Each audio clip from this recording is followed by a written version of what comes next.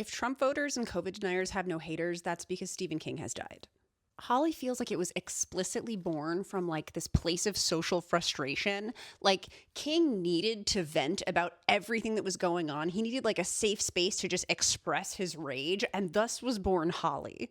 When we first encountered Holly, I actually didn't like her very much. I did not care for her.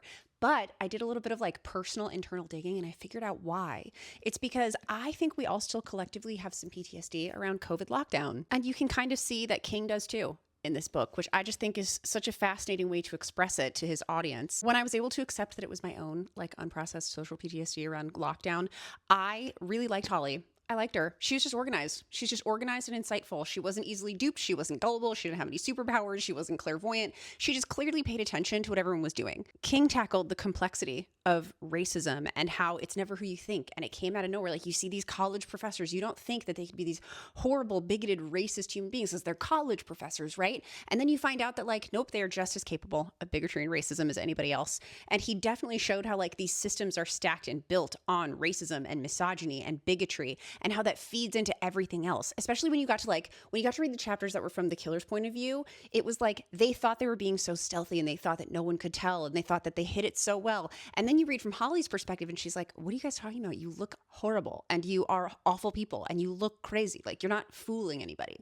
So it was really interesting to see this like anecdotal bias that they had about themselves, because that is like such a common thing that people run into. Anecdotal evidence is the worst and weakest form of evidence because we are not good judges of ourselves. And that is a very complicated thing that King showed you in this book. He also dug into that period in time's obsession with miracle cures. Like, miracle cures, don't get the vaccine, it's unsafe, it's scary, it's bad, it's dangerous, it's nanobots or whatever. And everyone was looking for like some kind of miracle cure. Take these horse dewormers, soak your feet in turpentine and pee for 20 days.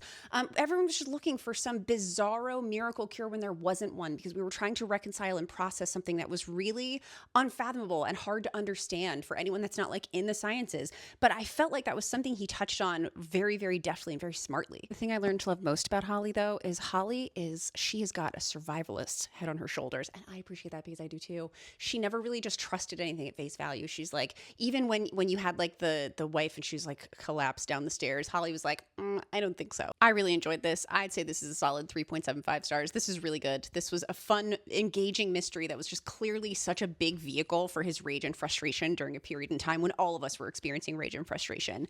But this was great. If this is on your list, I absolutely recommend it. I am going to be reading future installments of Holly's exploits in the world.